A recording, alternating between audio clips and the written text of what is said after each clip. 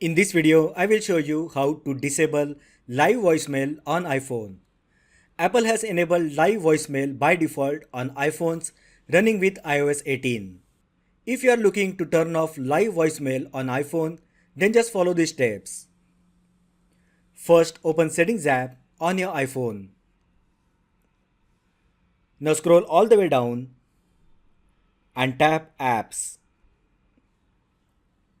Now scroll down and find Phone.